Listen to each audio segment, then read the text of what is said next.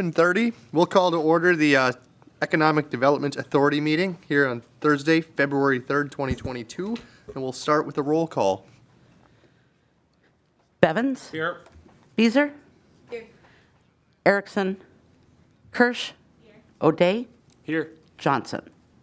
Here. That brings us to the next item on the agenda is the approval of the agenda. Move to approve Bevins. Second. We have a motion and a second to approve the agenda. Is there any discussion? Seeing none, we'll vote. All in favor say aye. Aye. Opposed, same sign. That motion carries. Next up is the approval of the minutes from the meeting from January 6th. Move to approve Bevins. Beezer, second. We have a motion and a second. Any discussion on the minutes from January 6th? Seeing none, we'll vote. All in favor say aye. Aye. Opposed, same sign. That motion carries. Next is the financial report. Connie was having some car trouble this morning. We'll come back to that if she gets here. That brings us to 6 updates from the executive director. Thank you, Mr. Chair, members of the board. Just a couple of updates. First of all, I did want to mention there is a program out there through DEED called the Main Street Revitalization Program. The Initiative Foundation actually applied for this back in the fall, but they were not successful. They had a debrief meeting with DEED, and they will be submitting another application. Sounds very promising. DEED has recommended that they apply for about $8.4 million. And those funds would be used within the Initiative Foundation's region, which I believe is 14 counties.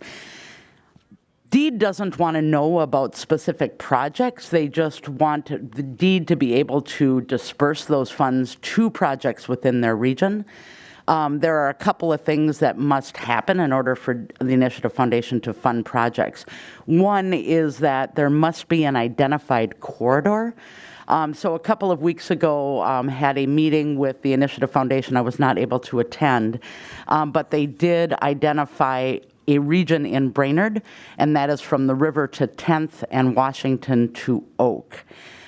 If successful, I think the city of Brainerd is really poised to be able to access those funds since we've done a lot of work in the last 5 years of really identifying a corridor through the River to Rail initiative, among other things. We also have projects that I think are really primed to be able to tap into those funds. The YMCA, as you know, is doing a huge capital campaign. Shane Riffle has been involved with the Initiative Foundation in this request. Region 5 Development Commission, as you know, wants to lease the annex building to have a satellite office as well as some shared workspace. That is a project that's certainly eligible for that. Cheryl Hills has also been involved with this project through the Initiative Foundation. 805 Laurel Street, we have a meeting with Skip DeShano this coming Monday to talk maybe about next steps. We believe that that is a project that's really primed.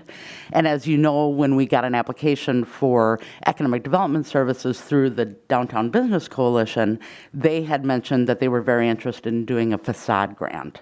This also would be something that could be used, these funds could be used for. There is a requirement with these funds, and that is a 2-to-1 match. So for every dollar that DEED would put in, there would be a $2 required match.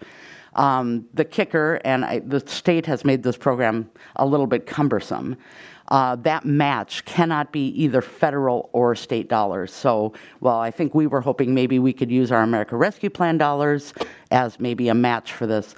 Those can't be used because it's federal funds.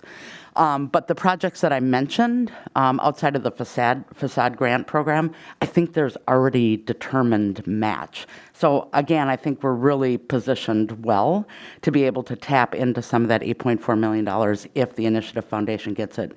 That application is due by the end of February. It sounds like DEED will be making decisions relatively quickly. So hopefully, Initiative Foundation is successful and we continue to work with them to see how we get that money here into the city of Brainerd. So an exciting opportunity, and we'll be sure we keep you posted. Any questions on that? So just so I understand, Initiative Foundation doesn't need to put any specifics in the grant application as to the specific projects at this time, but they've just kind of like identified the projects you mentioned. I'm just wondering if like DDBC would need to connect with Initiative Foundation to give any details on the facade improvement grant, or if that's kind of a later step down the road once they get the funding. Yep, DDA's actually specifically said they don't want to hear about specific projects. They just want the Initiative Foundation to work with identified corridors. Okay. Well, I can connect with you later to kind of see what conversations might need to get started now versus later, but thanks for the information. Yep. Any other questions on that? One more thing that I'd like to discuss too is we did receive invoices from Kennedy and Graven, both for the B&D Power Solutions negotiation of the sale of the industrial park land. We did get a $10,000 deposit from B&D Power Solutions. That will be included. That $10,000 will be part of what will be used to cover the costs for B&D Power Solutions. However, we do have a little over, it was almost $2,000, Connie, in invoices from the Just for Crypto proposal, and staff is just asking if you would like us to invoice the clouds for that. We did not receive a deposit from Just for Crypto, so we just wanted some direction on that. That's it, Mr. Chair. Mr. Chair? Kelly? I absolutely think we should send those invoices off. I agree with that. Does anybody think differently? That we shouldn't invoice one and we should invoice the other? No, I agree. Yeah. Yep. Thank you, that gives Send the us invoices. direction. Thank Is you. David on? I don't know if David has other items. Laurie, is David on? I have nothing to add. Okay. Good morning, David. Okay. Good morning. well, that brings us to 6B, but we're not going to do 6B right now. We're going to go back up to 5 and do the financial report, Connie. That's all right. When your cats get in the car, crazy things happen. It wasn't the cats today. It was the 25 below, I think, that it would not start. Nothing really to add to the reports besides that this is not a final report. We received our January tax settlement a week ago, and so the tax receivable will be adjusted, so the revenue will be adjusted a little bit, and we haven't recorded the second half interest as well. So they're not final, but it gives you an idea kind of where we are at. Any questions on the financial report? Are there some payments to approve in the report? No, those are usually done through the council, which we probably should be adding those to the EDA agenda instead of just the council. Yeah, being on the EDA and on personnel and finance, there's a lot of items that just hit both agendas, and it should be Yes. like, I think one or the other. Okay. But that's what I think because I happen to attend both meetings. Oh, that would be a very good idea. Did not Okay, any think about questions that. on the financial report? Thanks, Connie. Yep. That brings us back down to 6B, updates from the HRA. Eric? Yes, thank you, Mr. Chair. Should be a pretty quick update today. As Administrator Bergman alluded to, we are still having discussions with the developer for 805 Laurel, which is a very positive thing in my eyes. As you remember, they did not get funding from the LIHTC grant that they requested back last July. So we weren't really sure where they were going to go and if they were going to continue to have interest in developing or redeveloping that lot. We do have a meeting, David, Jennifer, and I, with the developer on Monday to discuss next options and other financing options or grant options out there, looking at maybe some demolition grants through deed, anything that might be available through Minnesota Housing, and then ultimately something if we can offer through the Crow County Housing Trust Fund. So again, not sure where that discussion is going to go. I'm just happy that the developer is still interested in that because I still think that that is a very great opportunity to get some more housing downtown. Some more to come on that. Today, after this meeting, I'll be heading down to the Twin Cities for some training on TIF and tax abatement. A little bit of dry stuff there, but very, very important for me. This will be my first formal training for TIF and tax abatements through Ehlers, through their public finance seminar. 2-day deal, be down there tonight or today and tomorrow. And just really looking forward to, number one, being able to learn from those tax advisors. Number two, start to network with some of these other public finance sector folks that I haven't had a chance to do since I came on board. So really looking forward to that opportunity. And then you'll see John's rehab report below. We are still working through one, hopefully our first Housing Trust Fund loan on a rehab in Brainerd for putting on a new roof on a home. We've had a little bit of a speed bump there with just some background items that the borrower needs to clear up before we can proceed. So hopeful that we do get that done.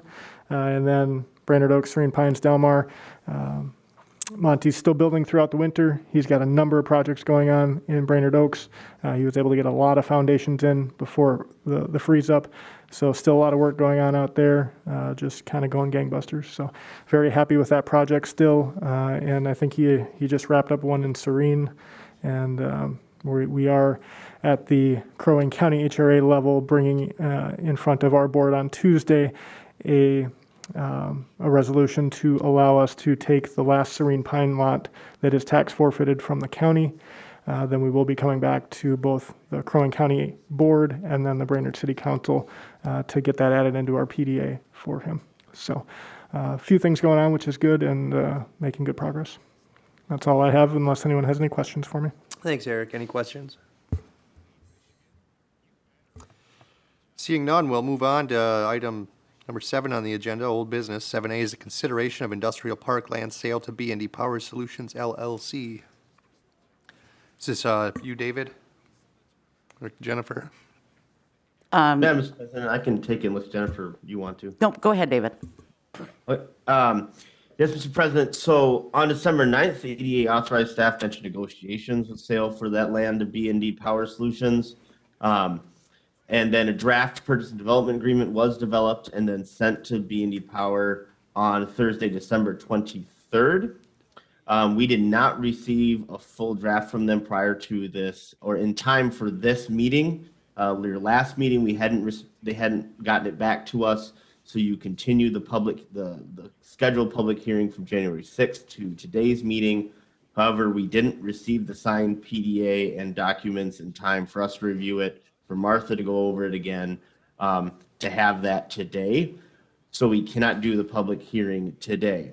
So what we are recommending is formally tabling this item until B&D Power Solutions, we have the signed PDA, everything's in place, it's been reviewed, approved by Martha.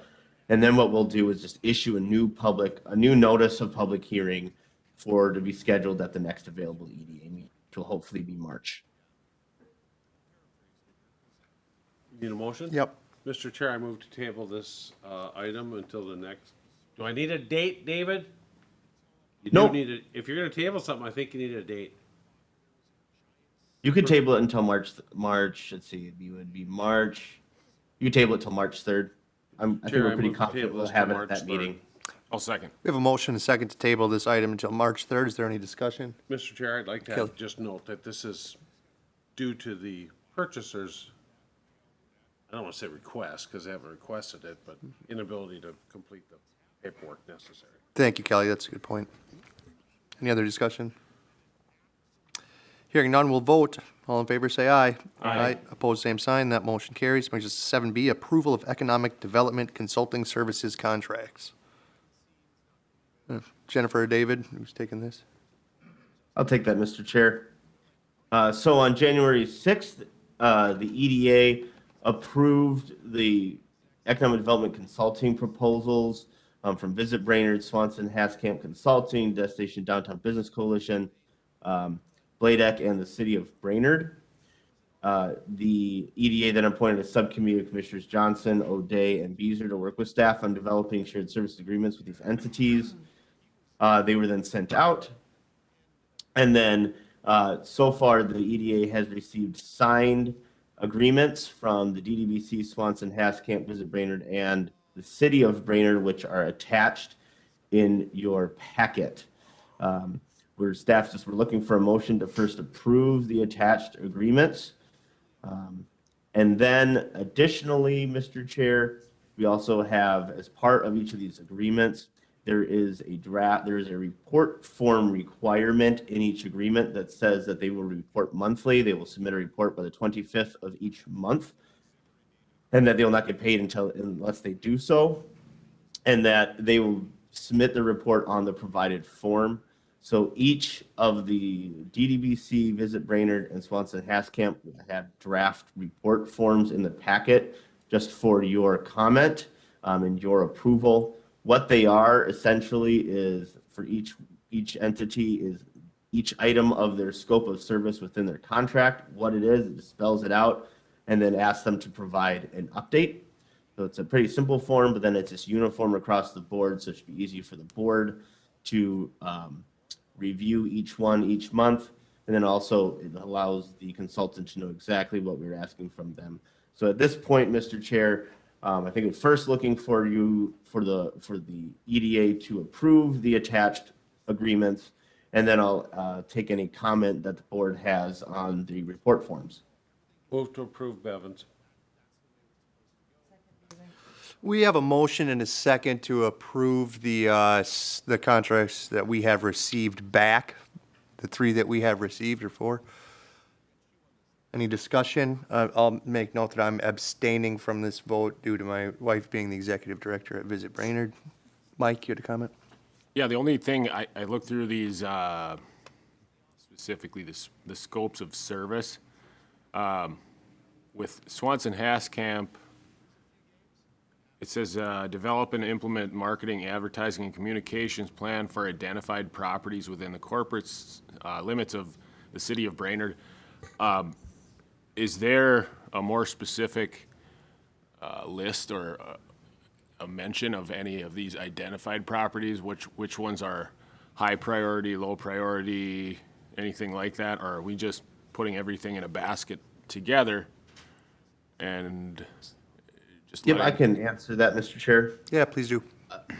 So this is coming directly out of part of the, this is taken out of her proposal, and pretty much step 1 of Ms. Haskamp's proposal is that she will come to the EDA. Well, she's probably gonna how it's going to work is work with staff, identify a number of properties, bring it back to the EDA, likely in March, and say, here are some identified properties. Are these your, do you agree with these? Do you have additionals? Are these, do you want some removed? And pretty much have you direct her of what the identified properties are. But we'll be likely bringing a proposed list back to you in March with her. Good. Perfect. We'll get that gas station in your backyard, Mike. Don't worry about it. I hope so. Any other discussion on the motion to approve the contracts? Hearing none, we'll vote. All in favor, say aye. Aye. Opposed, same sign. That motion carries unanimously with 1 abstention. And that brings us to the reports. Have we all had an opportunity to review those report forms? And is there any comments or changes? I just had one. On some of them, it doesn't have a spot for miscellaneous if they want to add any extra. It's on some, but not all of them. Not that it needs to be filled out, but it might be nice as an option if they want to add additional information. Thank you, Tony. Let's get that added to it. Any other thoughts on the reporting forms? I think they're a good start, but I also think the update could just be ongoing, working on it. We're not really getting much of an update, but we'll see how this goes this year, and we're just continual improvement over here at the EDA.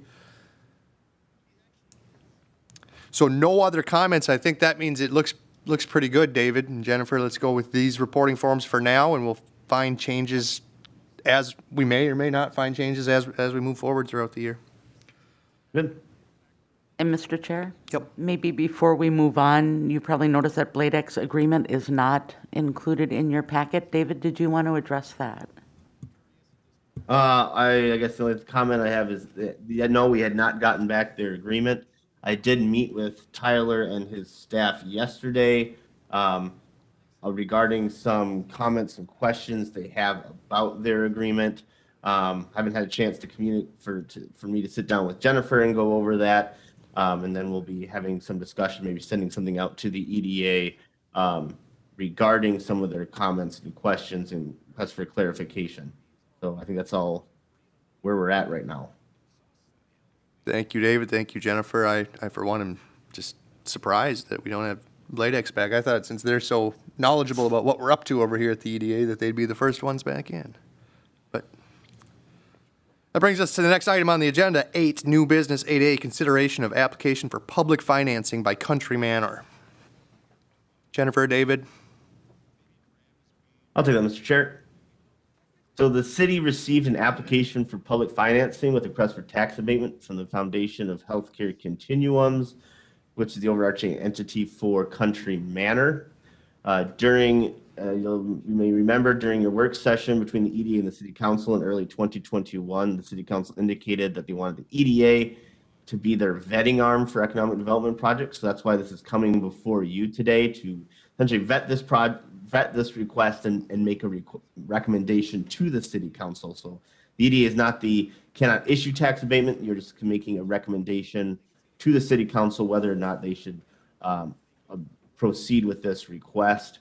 Country, I won't go into too much detail about what Country Manor is. I believe Brian Kelm, which is the CEO of Country Manor, is present, and I'll let him kind of present their request. All I'll just say from here is that there is a memo attached from Baker Tilly regarding preliminary revenue projections based on the information that was provided by Country Manor in their application for public financing, which was attached to your packet, as well as based off of a preliminary estimated market value that was given by the county assessor's office, again, based off of the development information that we have been provided in the past through their development stage plan of their PUD. So they were able to review that, and they gave the project an estimated market value of a little over $21 million. So those items are in there. But at this point, Mr. Chair, I would recommend inviting Mr. Kelm up and letting him present their request. Absolutely. Come on up. State your name and address for the public record. My name is Brian Kelm, and I serve as the CEO of the Foundation for Healthcare Continuum. Would you like me to restate it? Yes, please. Okay. My name's Brian Kelm, and I serve as the CEO for the Foundation for Healthcare Continuums, which is better known as the branded name Country Manor. Thank you for having us this morning. If you don't know about Country Manor, we originated in 1970 as a 60-bed nursing home in Sartell, Minnesota. And since then, that campus in Sartell has grown to 25 acres. And so we currently have 165 skilled beds. We have 241 or 2 senior apartments in which we service assisted living services. We have a child daycare center that has a capacity of roughly 150 children. We have a home health agency that serves roughly 200 folks in our community and within the central Minnesota area. We have a non-emergency transportation system that we serve. We have a rehab agency that we serve to the general community. We have a pharmacy and a convenience store over 5,000 square feet that is opened, all of this on campus for our internal and external audience around that area. And we have Drake's, which is a restaurant. And so I say that because this has evolved over the wants and asks of the people that we've served over the years. And so some of these things, when they were presented to us, were not always met with, oh, wow, let's do this, because you know the work it takes to get a business up and running. But what we realized, that when we look at our mission of enriching the quality of life of the people we serve by providing them superior health care and services, these services bring such a quality of life. Health care is a given, but to make sure that these folks can enjoy the day and feel that they have purpose, just as we would as we age, we realized how important it was, so it was worth the risk. And since then, we developed another property in St. Joe, Minnesota, which we opened in 2017. That has 84 units, built off the same idea, smaller scope, but when you go out there, it sits on 130 acres, and it has over 150,000 square feet for 84 units. So large, lots of gathering spaces, lots of lounges. We have a small store, and we look to further develop that. We also have patio homes that are being developed around the campus that are for 55 and older. So that has gone well for us too, and St. Joe community has embraced that, in which we're so thankful. So we come to Brainerd, and it's a 112-unit campus. We sit on 50 or so acres of land out there, and we really have the same dream. We will have 2 different apartment areas for these folks, different neighborhoods for different likes, different amenities in these apartments, different sizes to these apartments, and we'll also have a memory care area. And this will be a larger building than what we have in St. Joe. Again, lots of gathering areas of community area. We know that spiritual care is such an important part, and if you come to our campuses, and let's maybe exclude what's gone on the last 18 months due to the pandemic, but their worship, their time together is so important, and we have hundreds of people that gather on both campuses every weekend to do that. And when you're not in a lockdown, we have many public gatherings also that come in and help bring joy to what goes on our campus. And again, that's what we want to develop up here. And so today we come here, and the reason for the ask is when we develop this, we'll have nearly $30 million of money invested into this campus day one. When you look at all the financing costs, the development cost, and the actual hard cost and soft costs of the project. On day one, we're fully staffed. We need to staff for 24 hours a day, 7 days a week, and we need to staff to the highest acuity level, the highest need. And so we're very vulnerable. We have a very high payroll that will come in between the RNs, LPNs, TMAs, aides, and homemakers, along with our programming staff, and then your housekeeping, your maintenance, your administrative staff, administrative support, and the list goes on and on. In our fill-up, we're anticipating 2 years, Kevin, or did we extend? 2 years. And with the pandemic right now, we're just unsure. But those first 2 years, we're extremely vulnerable. And the other thing on top of that I'd like to present is the idea of, even though this starts as private pay for the folks that are moving in, everybody we serve is on a fixed income. And as time goes forward, we're all experiencing, and we're seeing the inflation take off right now, we do see these folks run out of money. And so the question is what do you do? And our promise to you is we can't say everybody stays there, because every situation is individualized, but we work our tails off to do what we can to keep that in place. In addition to that, there's new regulations that came down from Minnesota approximately a year ago. So there's there's an assisted living license, so they now license the buildings. That is going to create more fees, somewhere between $10,000 and $20,000 a year just for the license, and then a survey process which will require us to hire additional staff to ensure that we have those practices in place when they come out. And that will create a bigger burden on these folks that we serve. So we come to you sharing that and asking that you help us those first few years so that we can stabilize the campus, so together we can partner for a long-term successful project. So we're not looking for this to last forever, but to truly help us out so that we can get over the hump and stabilize that project so that it can be here long-term, and you can be proud of it, the folks we serve can be proud of it, and Country Manor can be proud of it. So with that, I'll turn it back over to you. All right, thank you for that presentation. Are there any questions? Mike? Yeah, I have a question. Well, the ask is 1.7 million? Yes. How did you come to that number?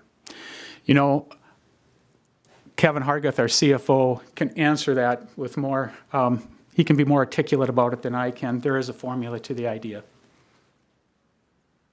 What we're familiar with is that these tax abatement agreements are usually stretch over a 15-year period. So that 1.7 million comes to probably about $110,000 per year. We had some realtors do some estimates on what our likely tax fee would be throughout the course of that period, and we came to an estimate of about $110,000 per year. The amount of money that we're asking for brings the debt service coverage covenants that we're going to be required to provide to all the investors up to an acceptable level for them to want to enter into the agreement to buy the bonds that'll be needed to finance this. So the answer to your question is it's a certain amount of money that was less than we think the entire tax bill is going to be, but yet helps us meet the needs to present a forecast to the investors that will give them a surety that we can meet those projections. I don't know if that answers your question or not. Sort of. Sort of, okay. If the, I guess I'm trying to wrap my head around this. Okay. I'm in large favor of the project. I think Yep. it's great. You guys are fulfilling a lot of needs that Yep. we need.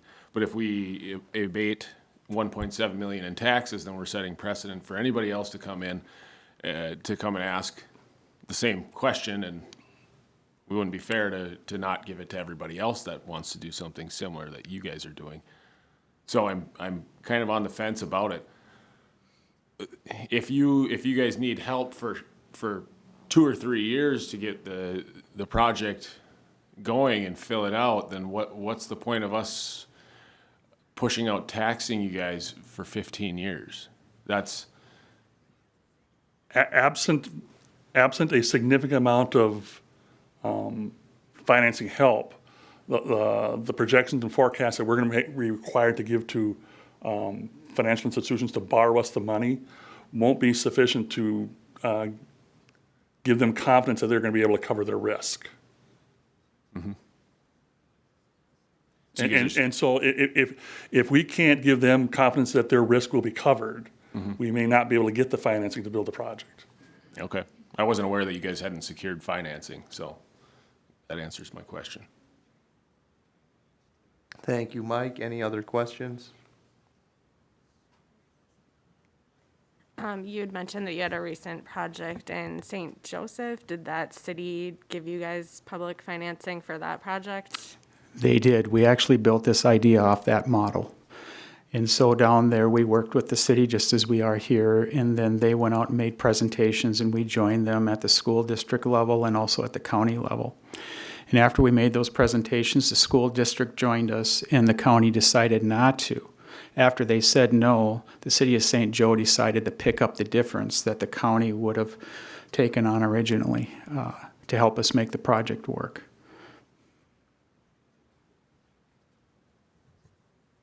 I'm just looking for clarification. So what the EDA is supposed to be doing is vetting. We're not going on the details of any sort of agreement that would be with the city. So we're just saying if we believe that this is a good plan or not.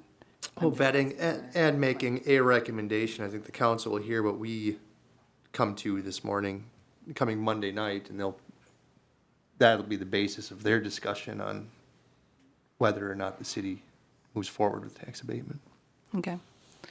Well, I know that there is a definite need in our community for a facility like this.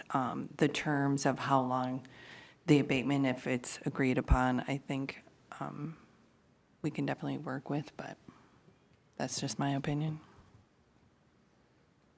Thanks, Tony. So I guess let's go back up to the memo here and what staff is looking for to make a recommendation to the city council as to whether the city should, 1, provide any tax abatement to Country Manor, and 2, if so, how much tax abatement should be provided.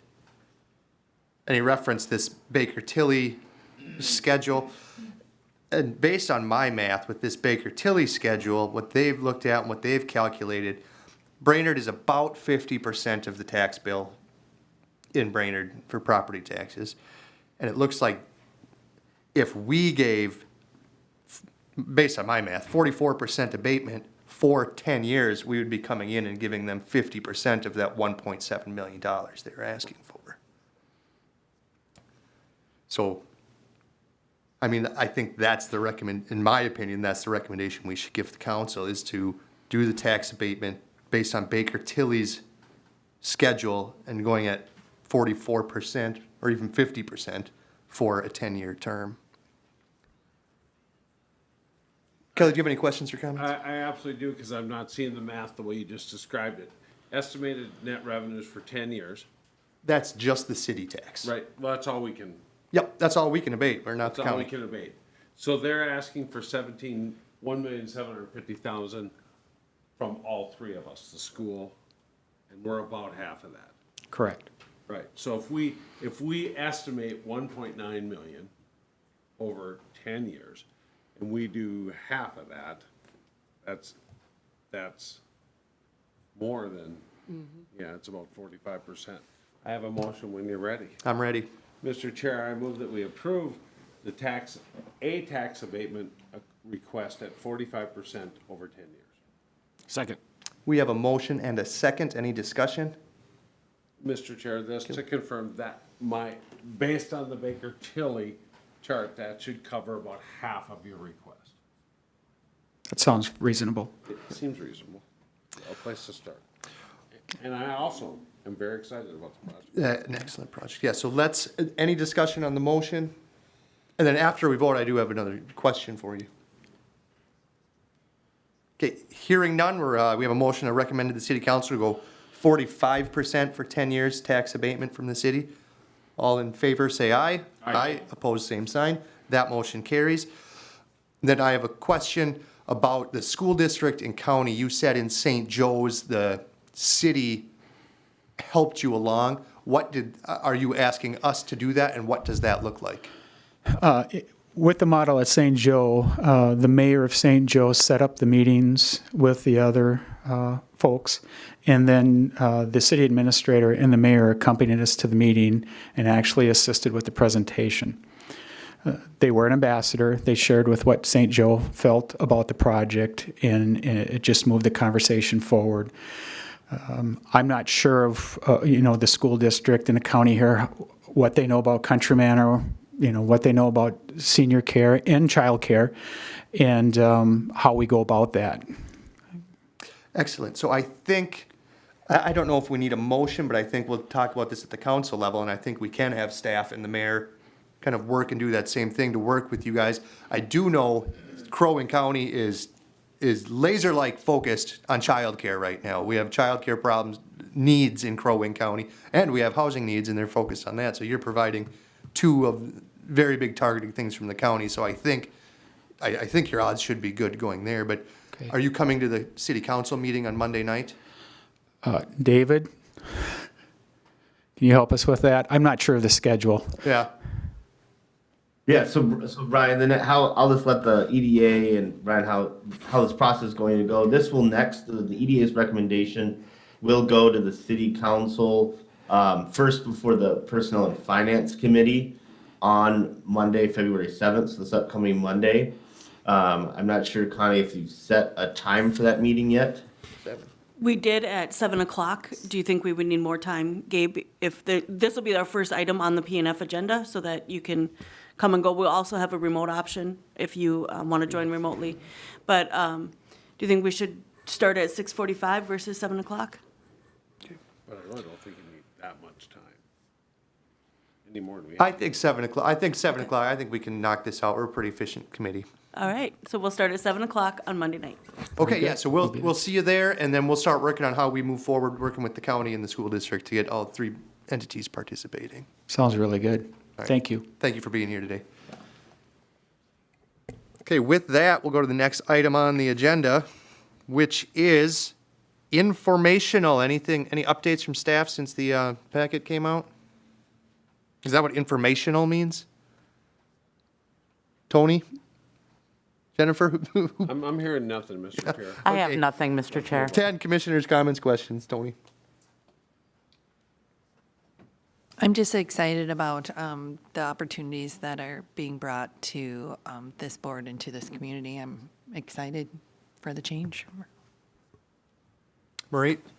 I just can give a little bit of an update for Ddbc. We now have the reporting form, so Riley, our coordinator, will be submitting that by the 25th deadline. But we've had some initial strategic planning discussions and had some really good conversations around, especially the podcast series and the classes.